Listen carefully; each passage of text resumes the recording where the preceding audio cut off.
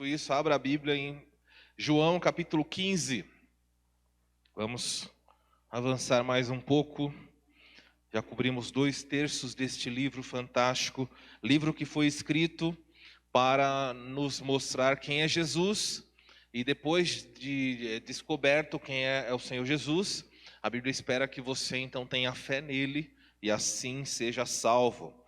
Desde a semana passada nós temos, aliás, algumas semanas, estamos olhando aí o capítulo 15, onde ele vem nos ensinando a respeito de como é o verdadeiro discípulo, como é aquele que dá fruto, dá pouco fruto e assim por diante, como é aquele também que não permanece nele. Na semana passada nós olhamos um pouquinho a respeito de como é realmente alguém que tem amizade com Jesus, como é essa pessoa, né? E hoje nós vamos olhar um outro aspecto importante a respeito da salvação. Uma pergunta que sempre surge nos meios, nas conversas dentro de famílias, até no meio teológico é, afinal de contas, existe ou não livre-arbítrio? Quando nós pensamos, eu posso ou não escolher Jesus, eu posso ou não escolher ser salvo, é minha decisão ou não é minha decisão? Como funciona isso? Isso gera no meio teológico, no meio nas igrejas, debates acalorados. Era assim desde a época de seminário, e eu acredito que talvez você tenha uma convicção, e alguns talvez não tenham uma posição definida, e alguns sempre balançam para um lado ou para o outro, dependendo de quem está argumentando, e aí você fica naquele, e aí, onde eu me situo?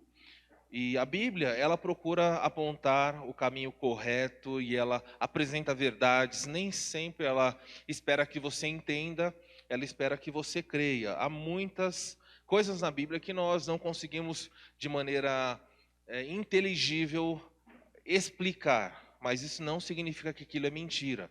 Um exemplo disso é quando nós falamos de Trindade. Nós acreditamos na Trindade. A nossa igreja é uma igreja que acredita na Trindade, a existência de um único Deus que subsiste em 3 pessoas iguais em essência, porém distintas em personalidade. Só a explicação aqui você já ficou assim, nossa, o que será que é isso? É complicado, é difícil. Mas Deus nunca pediu para eu explicar. Deus pediu para eu acreditar. Então nós somos uma igreja que acredita no que Deus fala. Se algum versículo da Bíblia falasse para nós que o céu é feito de algodão doce, adivinha o que nós faríamos quando chegássemos àquele versículo? Íamos ensinar, olha, o céu é feito de algodão doce. E nós vamos ver hoje em alguns textos, a partir de um verso só que vamos olhar, como sim existe a eleição e ao mesmo tempo a eleição não anula a responsabilidade humana de tomar um posicionamento. Mas vamos lidar com o texto e aí talvez fique mais claro. Se não esclarecer, pelo menos ajuda você em uma direção para definir um posicionamento. João 15, versículo 16 diz assim: Não foste vós que me escolhestes a mim, pelo contrário, eu vos escolhi a vós outros, e vos designei para que vades e deis frutos, e o vosso fruto permaneça, a fim de que tudo que pedirdes ao meu Pai em meu nome, ele vos conceda. Vou falar de novo. Não fostes vós que me escolhestes a mim, pelo contrário de Jesus, eu vos escolhi a vós outros, e vos designei para que vades e deis frutos, e o vosso fruto permaneça, a fim de que tudo que pedirdes ao Pai em meu nome, ele vos conceda. Esse é o texto dessa noite. Vamos então buscar a compreensão de Deus a respeito do que ele nos ensina. O ensinamento desse texto, ele pode ser resumido da seguinte forma: a salvação humana, ela tem uma origem e ela tem propósitos divinos. Você precisa, a compreensão do versículo é bem simples. Jesus olha para os seus discípulos e ele diz, olha, vocês não me escolheram. Pronto, já resolveu o problema. Fui eu que escolhi vocês. E logo depois ele diz por que escolheu. Eu escolhi vocês para que eu possa enviar vocês e para que vocês deem frutos e o vosso fruto seja um fruto permanente. E assim, quando vocês pedirem ao meu Pai alguma coisa, o meu Pai vai conceder a vocês. quando nós olhamos para isso, não é um versículo difícil de entender. Nós vamos lidar com algumas coisas aqui que talvez sejam um pouco mais difíceis de aceitar. Conseguem perceber a diferença entre entender e aceitar? Às vezes nós falamos assim, eu não consigo entender isso. E a verdade é, nós só estamos dizendo que eu não consigo aceitar isso. Mas entender não é difícil, não. Não foi você que me escolheu, eu escolhi você. Isso. E fiz isso para que você possa ser enviado por mim e dê fruto, fruto permanente, a fim de que meu Pai responda às vossas orações e atenda o que vocês pedirem. Então é isso que nós vamos ver aqui. O objetivo dessa mensagem é mostrar algumas verdades sobre a origem e o propósito da salvação, já que eles têm origem e têm propósitos que são claramente divinos. Vamos olhar para esse texto e descobrir. Há uma tensão possível nesse texto, mesmo os comentaristas debatem um pouco a respeito se a escolha a qual Jesus se refere aqui quando fala para os seus discípulos. Lembra que Judas tinha saído, ele está falando com os 11, e ele fala, não foram vocês que me escolheram, mas eu vos escolhi. E alguns dizem o seguinte, Jesus está falando aqui da escolha para o serviço apostólico. Seria uma possibilidade aqui. Mas a ampla maioria, a maioria dos comentaristas entendem que Jesus está dizendo para eles a respeito não só do comissionamento apostólico, mas do chamado à salvação, de modo que eles são enviados para que deem frutos. E o fato de você estar sentado aqui nessa noite, se você é um salvo pela graça de Cristo, você é o fruto duradouro do trabalho do que aqueles homens do passado iniciaram. Você sabe como é que o evangelho chegou aqui em Bragança? Tem ideia que ano que isso aconteceu? Sabem quando foi o primeiro, quando começou a Igreja Batista aqui em Bragança? Alguém tem ideia? 1935. Havia um grupo de irmãos que se reuniam em Socorro. E lá de Socorro, esses irmãos então começaram a iniciar um trabalho aqui. E esse trabalho foi iniciado numa casa de uma irmã bem humilde. Conta a história que eles se reuniam e eles pegavam latas de tinta de 18 litros e eles colocavam espalhados com tábuas. E um pequeno grupo de irmãos começavam a ali se reunir. Não havia pastor na região, então o pastor distante daqui da região vinha para cá para dar essa assessoria, para pregar e cuidar dos irmãos. Como vocês sabem, Bragança Paulista ainda é, mas antigamente era uma cidade muito mais católica, apostólica romana, e havia uma perseguição tão grande que até mesmo quando haviam falecimentos entre evangélicos aqui em Bragança, a diocese da cidade não permitia que os crentes fossem enterrados no cemitério da cidade. Parece algo muito distante de nós? E quando haviam reuniões na casa, ainda existe, eu não sei quantos vocês já viram, haviam pequenas romarias, as pessoas andavam pela rua carregando imagens, transitando, esqueci o nome que se dá a isso. Mas como? Novena, acho que é mais novena mesmo. E as pessoas passavam por onde aquele trabalho estava sendo iniciado para evitar que os cultos acontecessem. Então, quando nós olhamos e nós vemos que o evangelho chegou aqui em Bragança, nós poderíamos agradecer esses irmãos. Mas quem alcançou esses irmãos? E se nós começássemos a fazer uma busca, regredindo no tempo, nós vamos chegar no apóstolo Paulo. E o apóstolo Paulo chegou em Roma. E você já ouviu aquela expressão que é distorcida, né? Já ouviram, todos os caminhos levam a Roma, não é? Já ouviram alguém falar isso? Para nós não faz sentido, mas na época era, todos os caminhos levam a Roma, porque Roma era o centro do mundo. Se todos os caminhos levam a Roma, de Roma, tudo vai ser espalhado pelo mundo. E quando você lê o livro de Atos, você vê o evangelho começando em Atos capítulo 2, em Jerusalém. Atos capítulo 8, chegando até os samaritanos. Atos capítulo 10, chegando aos gentios. E Atos capítulo, lá no finalzinho, até o capítulo 28, você vai descobrir que o evangelho chegou em Roma. E Atos termina sem concluir o livro. Ele para. Por quê? Porque Lucas diz, bom, chegou em Roma, agora vai chegar no mundo inteiro. E chegou, está aqui em Bragança Paulista. Fruto duradouro do trabalho daqueles que foram enviados.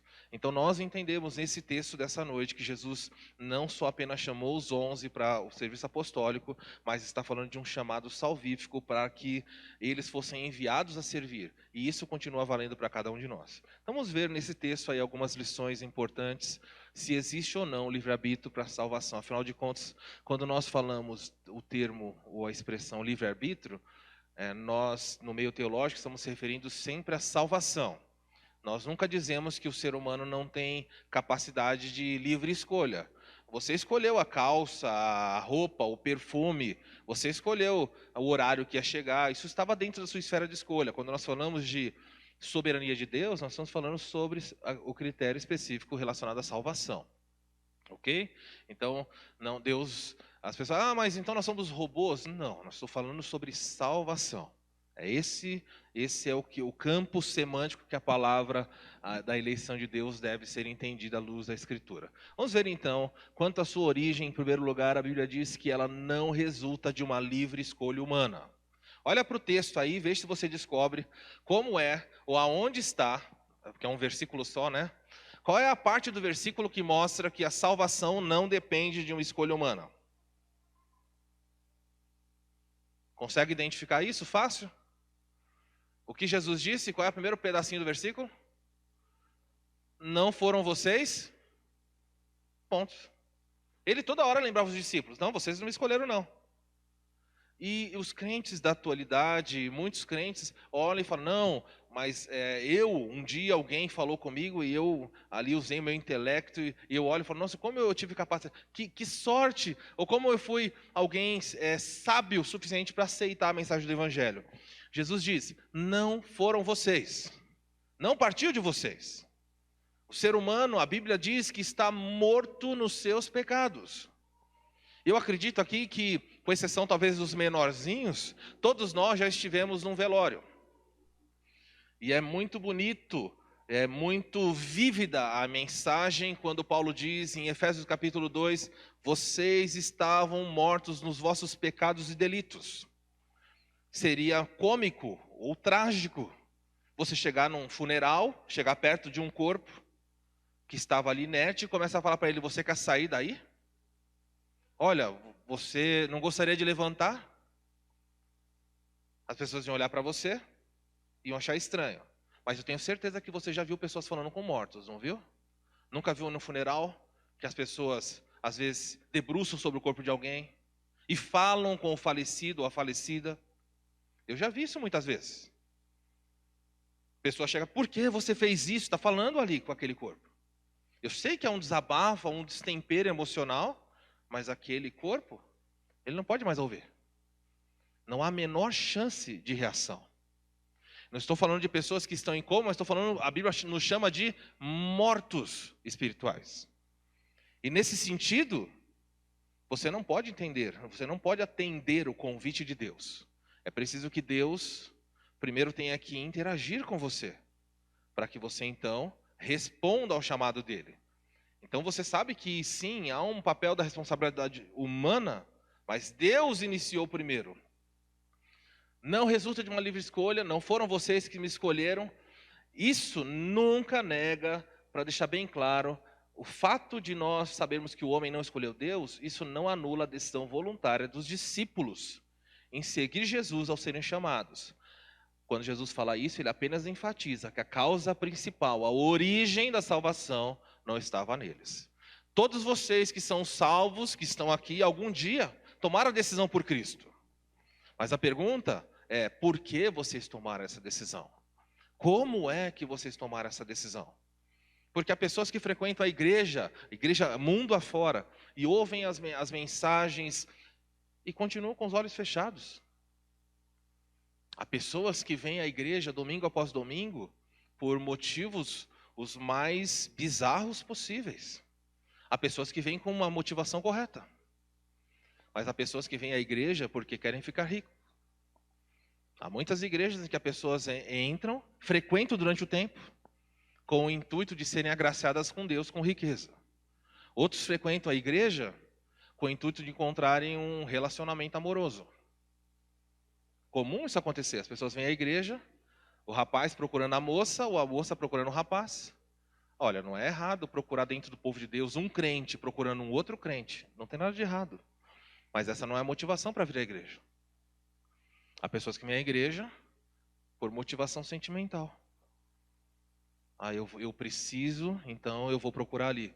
Mas esse é um motivo que Deus não se agrada. Não é por isso que nós vemos a igreja. Pessoas vêm à igreja porque querem ter saúde. É errado ter saúde? Não. Mas Deus pode acontecer o contrário. Você pode vir à igreja e perder a saúde. Deus tirar a saúde de você.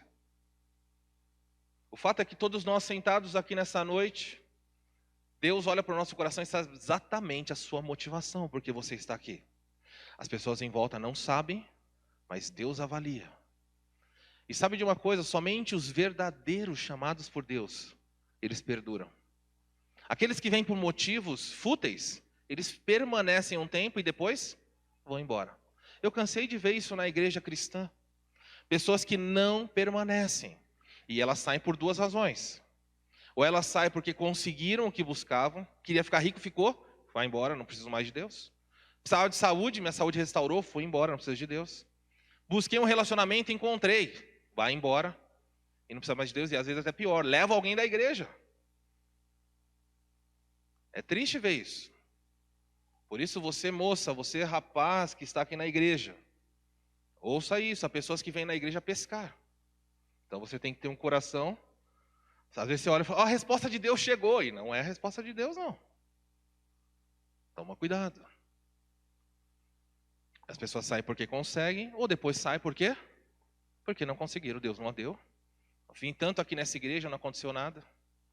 Em São Paulo, uma pessoa, na saída, falou com o pastor Marcos assim, um jovem, estava muito contente, falou, olha, eu quero contar uma bênção. E o pastor Marcos falou, qual é a bênção? Ele falou, olha, eu estou vindo aqui há 3 meses e já consegui um trabalho. Olha, poderosa essa igreja, 3 meses já estou contratado. O pastor Marcos olhou para ele e perguntou assim, e se você não tivesse conseguido emprego? Você continuaria a vir? E ele ficou olhando assim, como assim?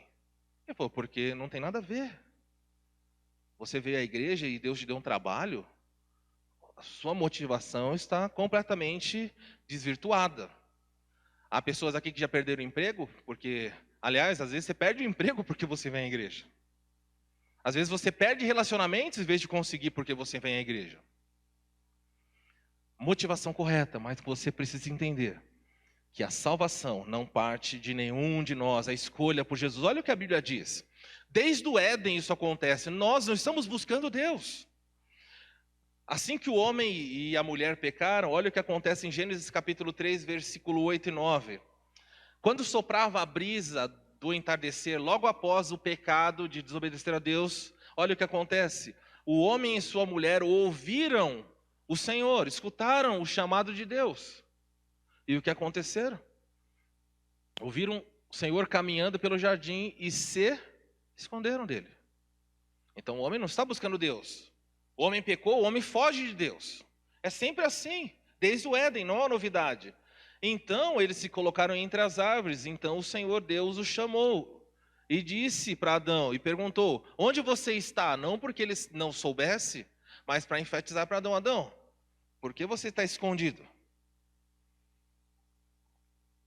Nós nos escondemos quando nós fazemos alguma coisa errada, é uma tendência natural. É uma tendência pecaminosa de fugir. Cometer um ilícito e se esconder rapidamente. Desde o Éden é assim. Então você escuta muita gente aí fora, eu estou procurando Deus. Eu estou indo naquela religião, naquela outra, estou procurando. Não está procurando Deus. Outro texto da Bíblia deixa bem claro. Olha que Romanos capítulo 3, versículo 10 em diante diz, como afirmam as Escrituras, ninguém é justo, nenhum sequer. Ninguém é sábio. Ninguém busca Deus. Eu estou buscando. Não está buscando. A pessoa pode estar buscando o preenchimento de um vazio. Muitas pessoas correm pelas religiões mundo afora porque estão desesperadas buscando preencher um vazio. Mas isso não é buscar Deus. Os que vieram na terça-feira, eu disse que a semana passada passou uma matéria interessante no Fantástico. E acho que vai concluir hoje. Eles mostraram O grande rio Ganges, na Índia. Não sei quantos já ouviram falar desse rio. É um rio, ele está entre os mais poluídos do mundo. Então morre alguém, eles pegam o cadáver da pessoa e soltam no rio. Deixa lá. Então, às vezes você está ali, tem gente se banhando cerimonialmente, homenageando a deusa Ganges, e cadáver passando. Cadáver de tudo, gente. Tudo que você imaginar, vai para o rio. Lixo de casa, joga onde? No rio. Oferendas, jogam no rio. Tem rede de esgoto? Não. Dejetos humanos, para onde vai? Para o rio. E um dos rios mais poluídos do mundo é o rio Ganges. E um guru da atualidade está pedindo para que as pessoas, por favor, parem de jogar plástico, parem de jogar o esgoto no rio, parem de jogar tudo isso no rio. É interessante que os hindus perguntaram, por quê? E eles ouviram a seguinte resposta, porque vocês estão poluindo a mãe Ganges. E olha, a resposta do povo hindu foi interessante. Um deles disse o seguinte, como é que um saco plástico pode poluir uma deusa? Não tem problema nenhum, é uma deusa, pode jogar. Um plástico não pode poluir, ela é muito maior que isso. E qual é a resposta? Agora eles não sabem o que fazer. E eles querem, todos os dias, 6 bilhões de litros de esgoto são jogados no rio Ganges. E o rio está morto. Faz sentido? Um rio que é um deus está morto. Mas na mesma Índia, existe um outro rio que está puro, cristalino. A vida está florescendo naquele rio. Justamente um rio amaldiçoado.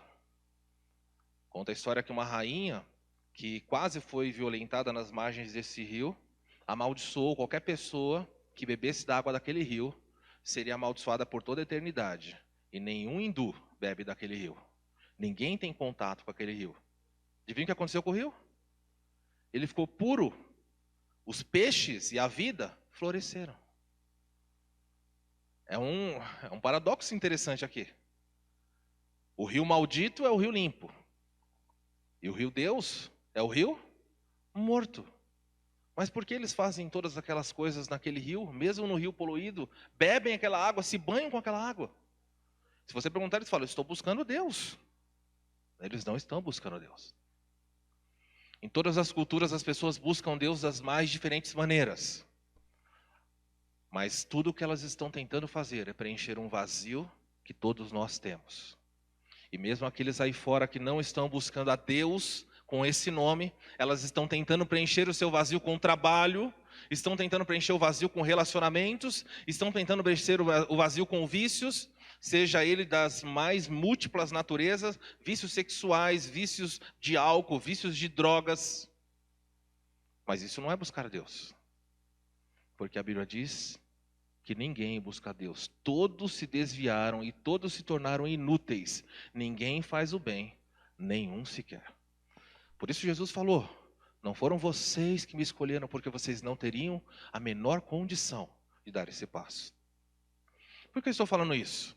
Porque se você está aqui, você é um salvo, você precisa desenvolver no seu coração, na sua mente, um senso de humildade muito grande, falar assim, não estou aqui por meu mérito. Eu não estou aqui porque eu tenho uma mente que foi capaz de entender o Evangelho. Eu estou aqui porque a graça de Deus, por uma razão que eu desconheço, veio em meu alcance. Porque nenhum de nós escolheria o Senhor. Estava num culto de oração em São Paulo e uma irmã, o pastor Marcos, estava falando sobre uma igreja. Infelizmente, eu uso o título igreja, mas já se desviou muito. Uma grande igreja batista em São José dos Campos montou um bloco de carnaval. Então, no carnaval, eles saem às ruas com um bloco. As pessoas, no carnaval de rua, compram um abadá. Já ouviram esse termo? Aquela roupa que eles vestem, eles chamam de abadá. Mas o bloco da igreja vestiu abadeus. Eles põem lá a roupa, criaram um nome lá e saíram. Ok? É cômico, né? Mas tudo bem, abadeus. E saíram pela rua. Tinha uma irmã da igreja que ficou indignada. Uma senhora de idade, mais de 70 anos. Ela olhava e falava, que absurdo, que absurdo. E ela estava muito brava. Como pode uma igreja batista fazer isso? E ela soltou, pensou alto, sabe o que ela falou? Ela falou assim, eu jamais faria isso. O pastor Marcos falou, faria sim. Ela falou, eu? Não, faria não. Faria sim. Se a graça de Deus não alcançasse a senhora seria porta-bandeira no próximo ano. E sabe o que te impede de continuar uma vida suja? É a graça de Deus, porque não foi você que decidiu estar aqui. Então desenvolva um pouco mais de humildade e gratidão quando você chegar e sentar-se diante de Deus e falar, Senhor, graças te dou, porque eu era cego e agora eu vejo. Eu estava perdido e fui achado. Eu estava longe e agora estou perto aos seus pés. Eu não sei como o seu coração reage a isso. Vai ser alguém soberbo. Ninguém vai chegar no céu e bater no peito dizendo, Senhor, 99% graças ao Senhor estou aqui, mas 1% graças a mim. Não. Diante de mim, Deus diz, ninguém vai se gloriar. Todo o mérito da salvação é meu. Mas por que Deus faz isso? Porque Ele pode e porque Ele é Deus. Ele faz o que Ele quer. Enquanto mais cedo você aceitar essas verdades da palavra de Deus, mais fácil é para você. Em Êxodo capítulo 3, Moisés está num dilema com o Senhor. Vai falar com o faraó e libertar meu povo. Eu não posso, eu tenho a língua pesada, eu tenho dificuldades. E Deus fala assim para ele, Moisés, quem fez a boca do mudo? Quem fez o ouvido do surdo? Quem fez os olhos do cego? Se você perguntasse hoje no meio das igrejas, eles diriam, isso é uma consequência. E Deus fala, fui eu que fiz. Eu faço a pessoa nascer cega, eu faço ela nascer surda, eu faço ela nascer muda, eu faço ela nascer aleijada. Agora seu coração fala, Senhor, o Senhor faz isso? Eu faço todas as coisas. Salmo 115, versículo 3, diz assim, no céu está o nosso Deus e tudo faz como nós permitimos? Tudo faz como lhe agrada.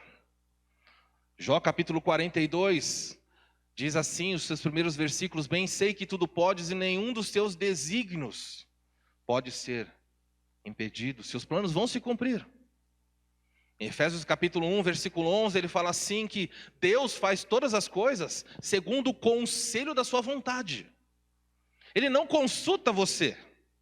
Então quando ele chamou você e ele faz isso, você precisa entender. Ele fez isso porque você não faria. Então se você está aqui, humildade e gratidão. Viva uma vida de humildade e gratidão. Todas as vezes que você chegar aqui, seja você com saúde, seja você com riqueza e seja você em paz, chegue na igreja e fale, Senhor, eu te dou graças. Eu já repeti isso para vocês outras vezes. A igreja cristã está cheia de problemas. Alguns olham, nós nos trocamos olhares aqui dentro e falamos, aquela pessoa ali não poderia estar aqui. E a igreja tem que ser entendida como uma grande arca. Dentro da arca de Noé, o cheiro devia ser horrível, meus irmãos. Todos os bichos estavam lá dentro. Mas era melhor estar dentro da arca ou fora da arca? Dentro a vida. Um dia a porta da arca se abriu, os animais saíram. Não sei se é uma boa analogia para isso, mas um dia, nós, nesse monte de conflito que nós temos aqui, isso vai passar, vai terminar. Mas até lá, você tem que suportar os seus irmãos, porque nós acabamos de ver a semana passada, não há maior amor do que esse, do que alguém dar a vida pelos seus irmãos, amor sacrificial. Então tolera o mau cheiro do seu irmão, assim como ele vai tolerar o seu e o meu. Nós não somos santos perfeitos ainda. Todos nós deveríamos ter uma plaquinha no peito dizendo, estou em obras. Mas fiel é Deus, porque aquele que começou a boa obra em mim, um dia vai completá-la. Olha a segunda lição. Se a primeira lição é, a salvação não resulta da vontade humana, porque Jesus fala, vocês não me escolheram. Segunda parte do versículo diz assim, ainda no versículo 15 de João, 16, desculpa, não fosse vós que me escolheste, já vimos isso. Aí ele diz, pelo contrário, eu vos escolhi a vós. Fui eu. Ele deixa claro, é uma decisão da minha parte. E por onde você passar na Bíblia, você vai ver isso acontecendo. Eu tenho dificuldade quando as pessoas tentam defender biblicamente o livre-arbítrio, dando aula às vezes em alguns grupos, em algumas escolas, no meio teológico. Eu sempre pergunto assim, vocês acreditam no livre-arbítrio? Sim, eu viro para a lousa com uma caneta e falo assim, cita para mim os textos que falam de livre-arbítrio. E eu fico esperando. E fica um silêncio durante um tempo. Eu sei que virá um ou outro ali, mas normalmente fora do seu contexto. Sabe qual é o versículo que salta imediatamente, assim, rapidamente aparece? Adivinha qual é? João 3. Porque Deus amou o mundo de tal maneira que deu o seu Filho. Esse texto fala de livre-arbítrio? Esse texto fala que Deus amou o mundo. E ele fala, tá vendo? Deus amou o mundo. Significa que ele amou o mundo inteiro. E deu o seu Filho para que todo aquele que nele crê, tá vendo? Só o que crê, é livre-arbítrio. Então vai para o céu. Mas se você seguir a leitura do Evangelho, você vai descobrir que Jesus fala no capítulo 6, ninguém pode vir a mim se o Pai não permitir. Todo o que o Pai me dá virá a mim. Se nós invertêssemos o versículo, como ficaria? Todo o que o Pai me dá, esse virá a mim. Inverta o versículo agora. Todo aquele que o Pai não me dá, esse não virá a mim.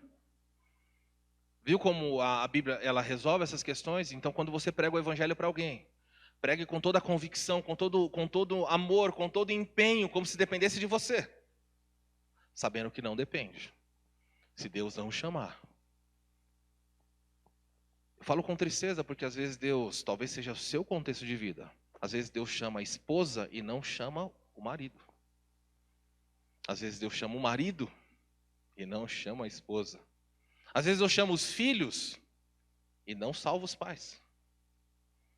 Isso não faz sentido. Seria mais fácil ele chamar por família, né? Mas não. Ele chama indivíduos.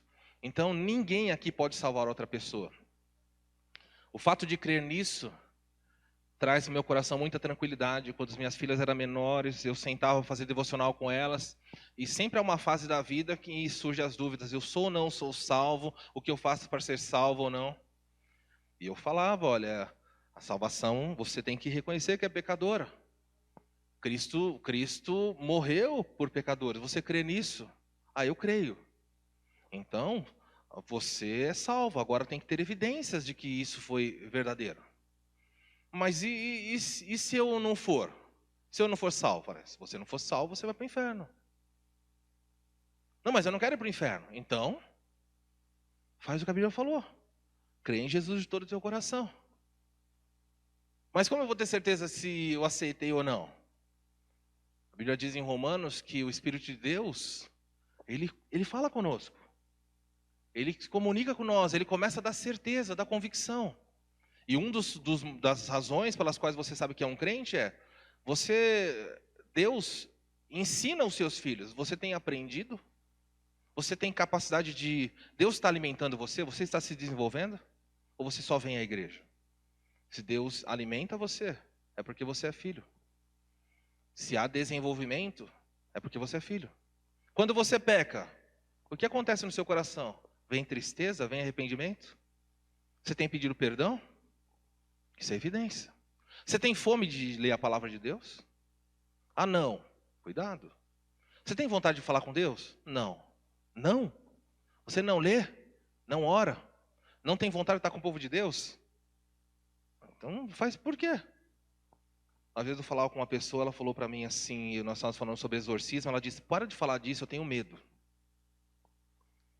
E eu falei, você tem medo dos espíritos malignos? Tenho. Eu falei, mas você vai passar a eternidade com eles, por que o medo agora? Como assim? Eu falei, você não crê em Cristo, você não quer Cristo.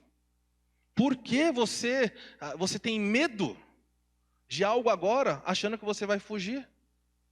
Vocês viram que recentemente aconteceu uma tragédia com um grande apresentador da nossa TV brasileira.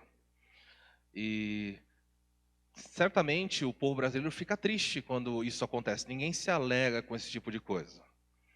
Mas chama atenção a nota que foi emitida, não sei se foi a assessoria ou se foi a família, mas é uma nota grande e no final diz assim, finalmente um filho, vou resumir com as palavras, um filho voltou para casa e uma estrela nova brilha no céu.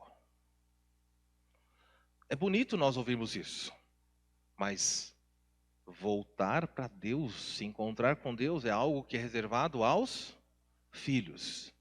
E a Bíblia diz que isso resulta de soberania. Olha como Deus fala. Abre em Romanos capítulo 11. Romanos 11. Olha como Deus lida.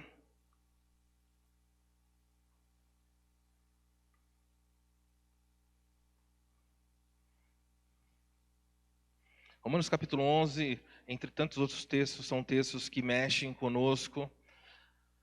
Diz assim, Romanos capítulo 11, eu vou ler a partir do versículo... Deixa eu ver aqui um versículo que fica fácil para nós.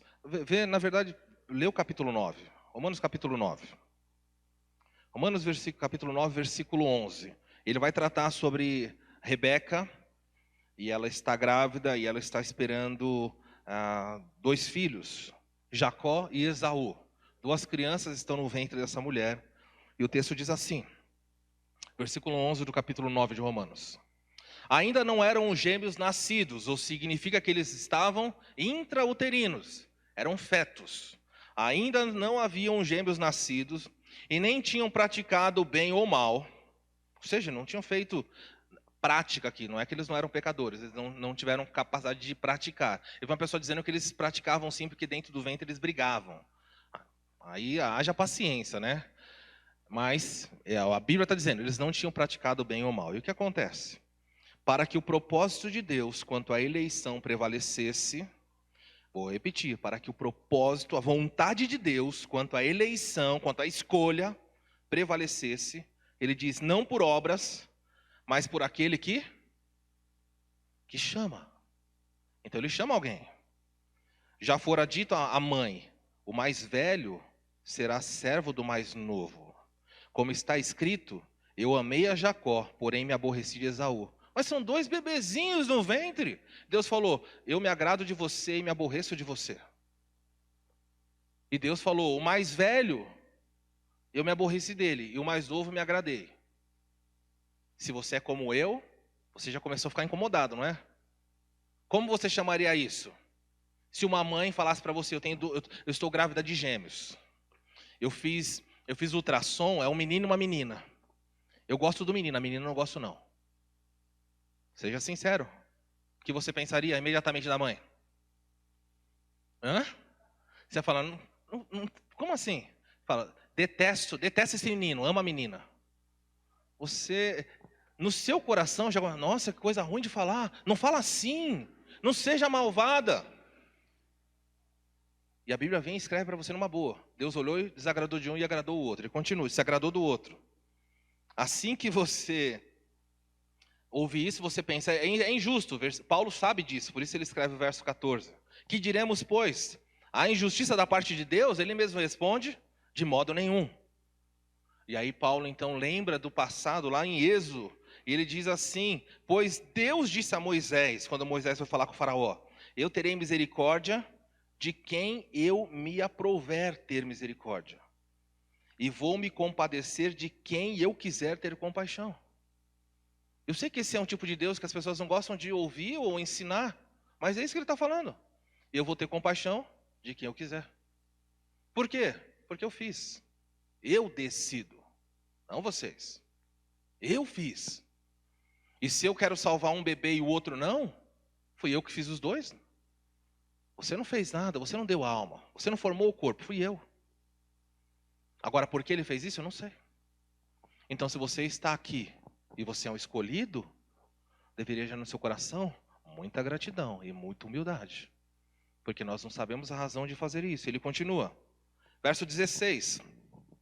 Assim não depende de quem quer. Eu quero. Deus falou, não depende de você. Não.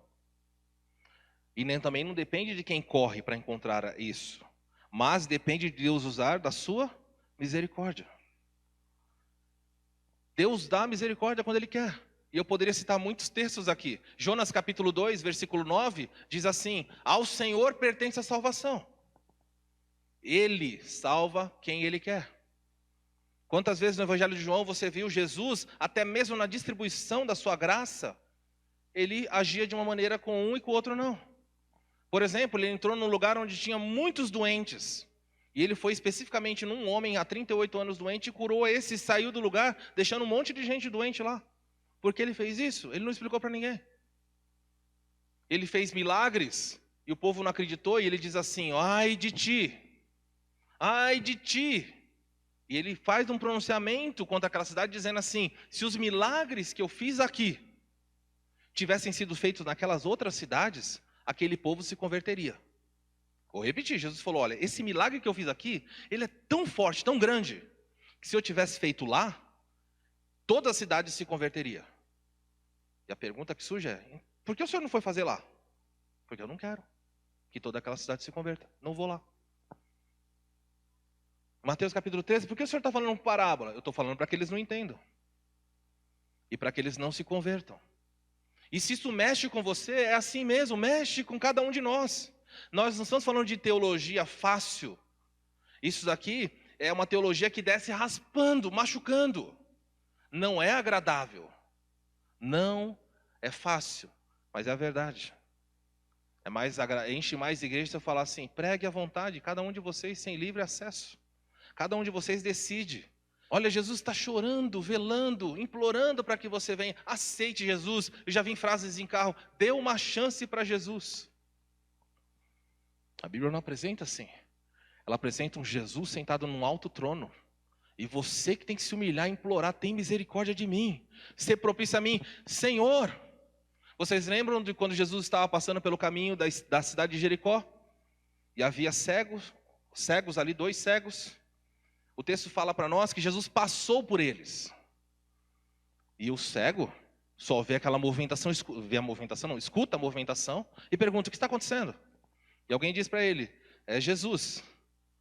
E ele era cego, mas ele já tinha ouvido falar sobre Jesus. Sabe o que o homem faz? Ele começa a gritar, Jesus, filho de Davi, tem misericórdia de mim. Você pode imaginar um cego correndo sem direção, gritando? E o texto fala que as pessoas começam a empurrar, olha, para, deixa para lá. E o homem gritava mais alto, Jesus, filho de Davi, tem misericórdia de mim. Jesus parou e voltou. E quando ele chegou lá, ele perguntou, o que você quer que eu faça? Isso é uma pergunta para fazer para um cego? O que você quer que eu faça? E muitas vezes, essas perguntas são feitas para cada um das pessoas, dos humanos, porque às vezes Jesus avalia que aquela pessoa precisa de uma coisa, mas ela pede outra. Há pessoas que estão pedindo para Deus saúde física, mas elas precisam de cura espiritual. Há pessoas que estão pedindo riqueza material e são mendigos na alma. Há pessoas que estão pedindo vida com paz, mas estão em guerra com Deus. Então Jesus vê o que você precisa e não o que você tanto pede. Graças a Deus por isso. Quando baixaram um paralítico na frente de Jesus numa sala, ele olhou para o homem deitado na maca e disse, filho, os seus pecados são perdoados. E parou, ponto final na minha Bíblia tem. Ele não falou, levanta e anda, ele ficou quieto.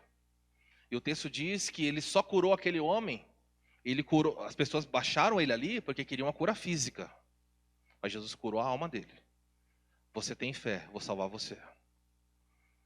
E as pessoas começaram a falar, nossa, isso é heresia. Como é que ele pode perdoar, falar que está perdoando o pecado? Então Jesus falou, bom, para que vocês saibam que eu tenho poder sobre pecados, toma a sua cama, levanta e anda. Pronto, ele levantou e andou. Então Jesus curou por causa da incredulidade das pessoas. Mas primeiro Jesus foi na alma. E pode ser que você seja sentado aqui ou nos ouvindo pela internet. Você tenha saúde, tenha dinheiro, tenha tudo que você quer, tenha diplomas, tenha vida sentimental em harmonia, mas você está em guerra com Deus, indo para o inferno. É a mesma coisa de você estar tomando caviar no avião que está caindo. A primeira classe, claro. Qual o benefício disso? Olhe para a sua vida e saiba, não foi você que escolheu a ele, mas ele olhou para você, e eu não sei por que razão. Ele chamou o seu nome. E a voz dele rompeu as trevas, abriu os meus ouvidos, os meus olhos se abriram, e ele falou, levanta, saia da morte para a vida. E é assim que nós vivemos hoje. Há tantos textos que falam sobre isso. Efésios capítulo 1, ele diz assim, mesmo antes de criar o mundo, Deus nos amou e nos escolheu em Cristo para sermos santos sem culpa diante dele. Olha só o que ele fala, ele nos predestinou. A Bíblia não esconde essas palavras. Predestinou para si, para nos adotar como filhos por meio de Jesus Cristo. E por que ele fez isso? Ele fez isso conforme o bom propósito da sua vontade. Deus tem vontade, sabia disso? A Bíblia fala, perguntaram para Jesus, ensina-nos a orar, e ele falou, olha, Pai, seja feita a tua vontade aqui na terra como no céu. Deus tem uma vontade. E ele salva uns e outros não. Vamos chamar Deus de injustos? Não, você está aberto aí em Romanos ainda? Eu vou concluir, olha o que ele diz assim. Versículo 18, logo ele tem misericórdia de quem quer e endurece a quem lhe apraz. Tu, porém, me dirás, então, se Deus que endurece o coração, do que ele se queixa? Porque quem jamais existiu à sua vontade? Então, o argumento aqui é o seguinte, bom, se Deus abre o coração de alguém para aceitar e fecha o coração do outro para não crer, então o que eu vou fazer? Do que Deus se queixa porque eu não aceito ele? Quem é que pode resistir à mão dele? Ele é poderoso demais. E aí, versículo 20, olha o que Paulo diz. Quem és tu, ó homem, para discutires com Deus? Porventura, pode o objeto perguntar a quem o fez? Por que me fizestes assim? É interessante, é uma pergunta retórica aqui, não é? Pode o objeto perguntar para Deus por que me fizestes assim? Pode ou não? Não. Mas Deus nos fez. E o que nós perguntamos a Ele? Já perguntou por que Deus deu esse cabelo para você? Essa cor? Nunca falou assim, eu gostaria de ter outra altura. Nunca falou isso para Deus? É raro você encontrar alguém que fala, nossa, Deus, o Senhor acertou. O Senhor fez, olha, Senhor, obrigado. Você diz, olha, eu não gosto dos meus olhos, não gosto do meu cabelo, não gosto disso, não gosto daquilo. Não gosto da minha família, não gosto da minha voz. Já viu? Grava a voz de alguém e põe para ouvir. A pessoa fala, ai credo, não quero ouvir minha voz. Nós somos assim, nós sempre queremos o outro. As mulheres têm mais facilidade nisso, não é? Pinta o cabelo de loiro, pinta de ruivo, pinta de preto, vai mudando. Ontem você estava vendo o jogo do Flamengo, eu vi umas pessoas de pele muito mais escura que a minha, de cabelo loiro. Gente, é muito feio, mas vamos fazer o quê? Eu vi um rapaz lá que está com o cabelo loiro, a barba preta. Fazer o quê? Faz parte, não é? As pessoas têm essa escolha. Mas nós, o objeto não pode reclamar com Deus, mas nós reclamamos. Por que o Senhor me colocou nessa família? Por que o Senhor me colocou nessa condição?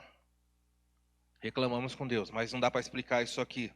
Verso 21, ou não tem o oleiro o direito sobre a massa, para do mesmo barro fazer um vaso para a honra e o outro para a desonra. O texto fala assim, acaso não tem alguém que faz vasos o poder de pegar barro e fazer um vaso, fazer 2 vasos, pegar um vaso e usar para algo desonroso e pegar outro para algo honroso? Você poderia entender aqui céu e inferno tranquilamente.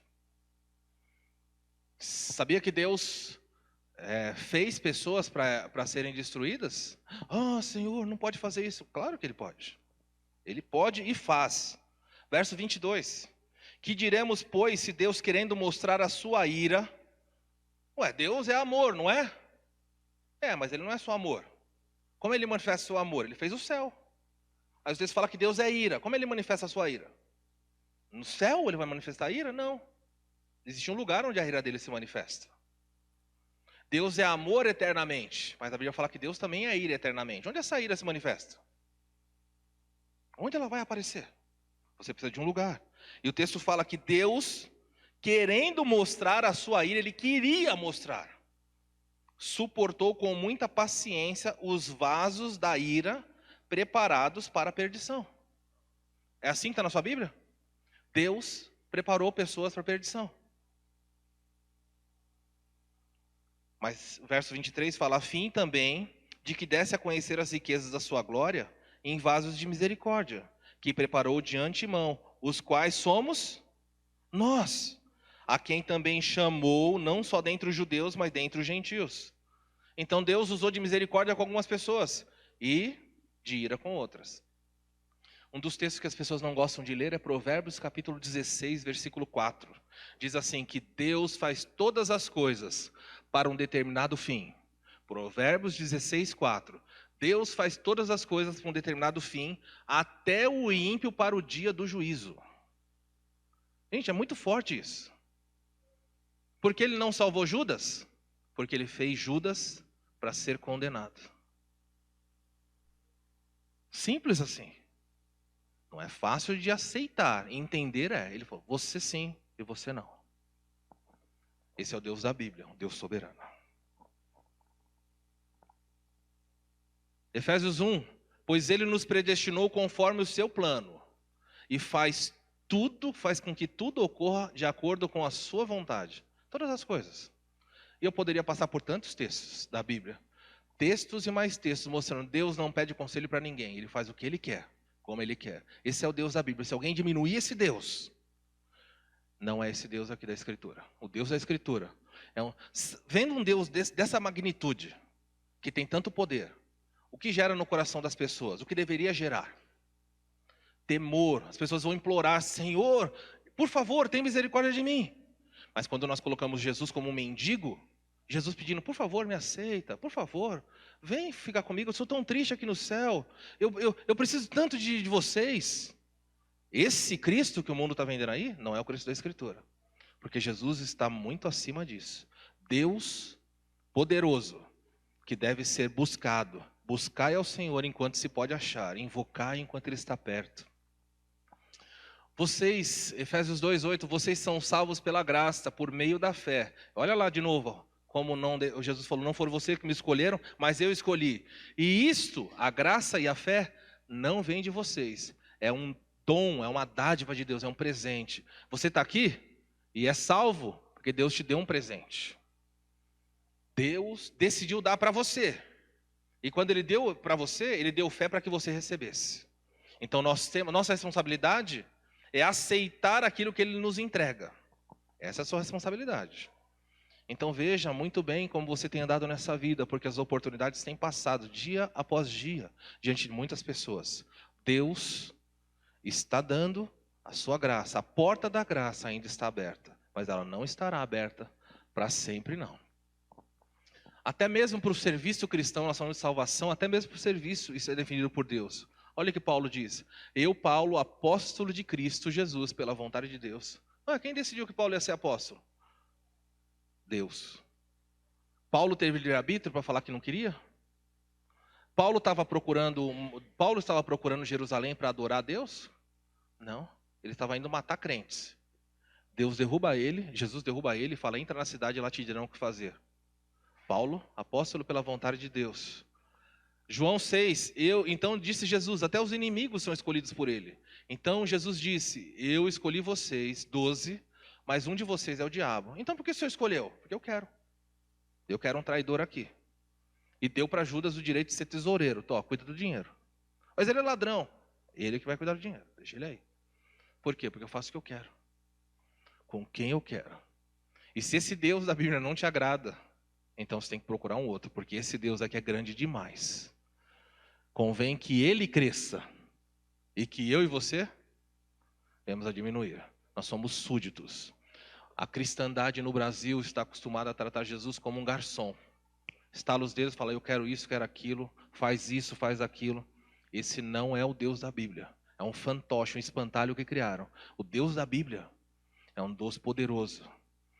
Dobre-se diante dele toda a terra. Trema diante do seu santo nome. Implore a Ele. Se você está aqui e você não é salvo, implore, peça, não durma, que o sono fuja de você, até você ter certeza da salvação. Implore, porque Deus ainda está abrindo a graça para as pessoas. Quanto ao propósito da salvação, para terminarmos, vem aí. A salvação não depende de livre-arbítrio, a salvação é uma escolha soberana de Deus. E para terminar, Deus dá ao salvo uma tarefa elevada e nobre. Essa tarefa, Ele diz, eu vos chamei para irem. Em primeiro lugar, Deus chamou os crentes e salvou você. Ele não salvou você para ficar parado. Deus salvou você e falou, vá. E a pergunta que você tem que fazer é, eu tenho ido?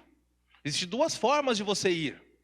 Você pode servir a Deus dentro da sua área geográfica de atuação. Isso todo mundo tem que fazer. Mas quando Ele fala ir por todo mundo, nós não podemos ir. Mas há pessoas na linha da frente que estão servindo, e é seu papel e meu papel mantermos esses homens, orando, investindo neles. É seu papel e meu papel ajudarmos pessoas que estão estudando, fazendo um seminário. Nós temos na igreja 2 pessoas aqui, cursando teologia, que muitas vezes precisam de ajuda. E nós, claro, devemos orar, mas podemos fazer muito mais do que isso. Porque são pessoas que decidiram ir. E no papel do trabalho missionário, no papel de ir, é como se o mundo estivesse no fundo do poço, os perdidos. Alguém tem que descer, mas alguém tem que segurar a corda. Você tem que decidir onde você está. Você pode ficar aqui, segurar a corda e falar, vá lá, eu vou te dar suporte aqui. E deixa os irmãos irem lá, orem por eles. Ah, eu preciso de mantimento, manda para eles. Ou você fala, segura a corda porque eu vou descer. Mas o que você não pode é ficar do lado olhando, nossa, tadinho daquelas pessoas, né? Estão tão perdidas. O que você está fazendo aí? Está segurando a corda? Você vai? Não, eu estou aqui, vou ficar só orando. Não é assim que funciona a vida cristã.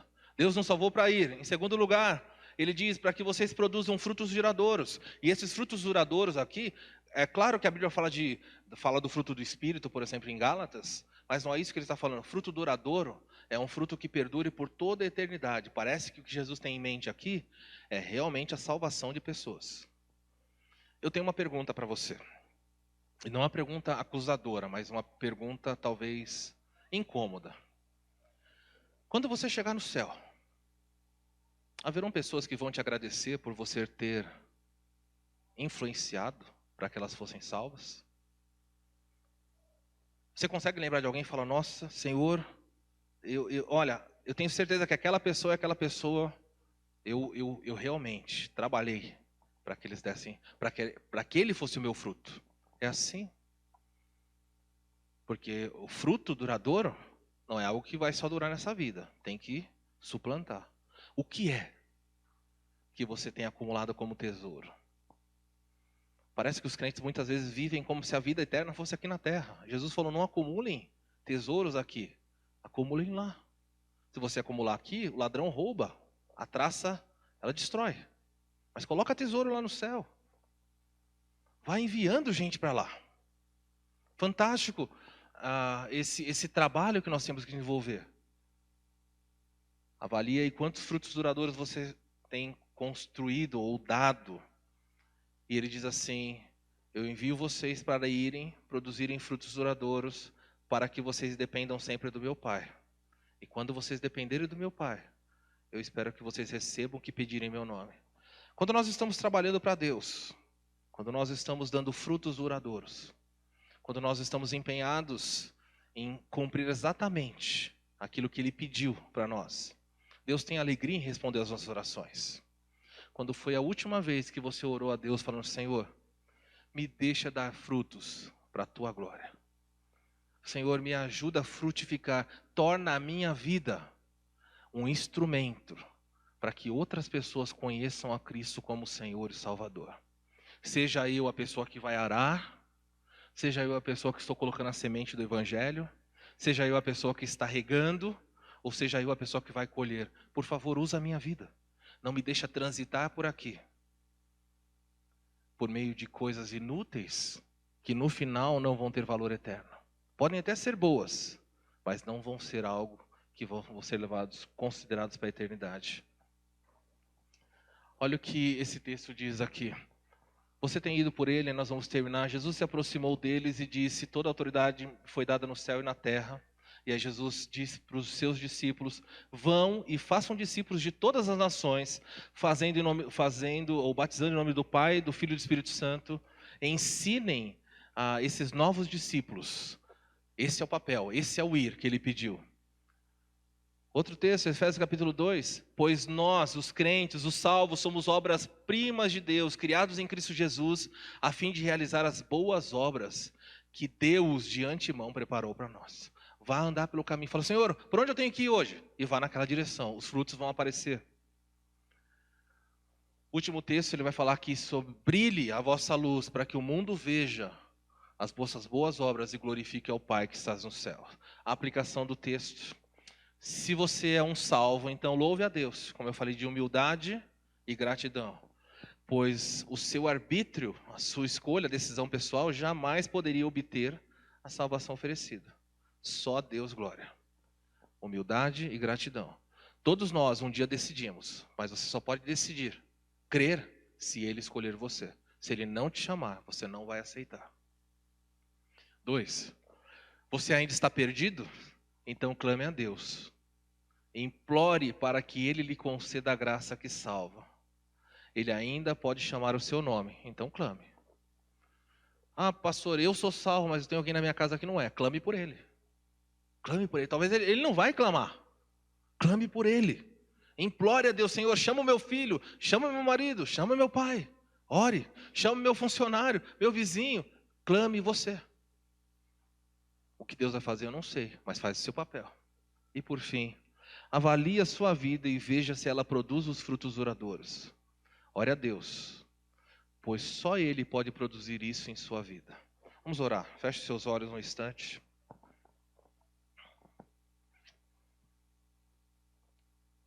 É você um salvo, agradeça a Deus. É você um perdido, clame a Ele.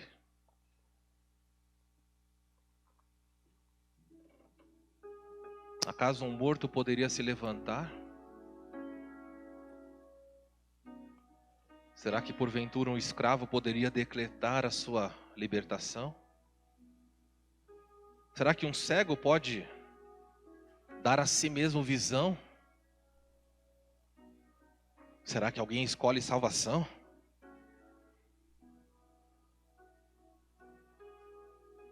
Escolha de Deus. Escolha desde o princípio. Deus olhou para você, planejou salvar você. E o seu chamado é eficaz. Louve a Ele. Porque se você ouvir o seu chamado, por toda a eternidade você estará com Ele. Haja o que houver, nada pode nos separar do amor de Deus que está em Cristo Jesus. Mas até que chegue o dia em que Deus leve você para Ele. Clame, ore, interceda. Talvez hajam pais aqui que os seus filhos estão distantes do caminho do Senhor. Ore. Peça a Deus perdão. Talvez hajam falhas que você cometeu como pai ou como mãe. Mas ore a Deus. Suplique pelos seus filhos. Esposa, ore pelo seu marido. Peça que Deus faça a sua vida brilhar. Demonstre submissão, demonstre bondade. Brilhe a luz de Cristo na casa. Marido, viva sacrificialmente, demonstre amor, derrame-se pela sua esposa, pelos seus filhos. Você é a luz de Deus dentro da sua casa, brilhe. Que Deus use cada um de nós. Pai Santo, nós te louvamos, bendito seja o teu nome. Nós somos pó, nós somos barro, mas o Senhor olhou para nós com grande misericórdia. E o Senhor nos chamou. E agora, Senhor, nós estamos aqui, saímos das trevas, estamos na luz. Éramos cegos, surdos, mortos, estávamos sujos. Mas o Senhor nos chamou, nos salvou e agora somos filhos, a paz entre nós. Muito obrigado, Deus, por ser soberano. Eu jamais tomarei a decisão pelo Senhor sem a sua graça. Nos ensina a sermos humildes e sermos gratos. E se alguém está aqui nessa noite e não te conhece, Deus, usa o teu Espírito para trazer vivacidade sobre as chamas do inferno, para que terror, medo venham, para que eles possam olhar para a cruz de Cristo e suplicar, implorar por um Deus que morreu em nosso lugar. Nós oramos assim em nome de Jesus. Amém.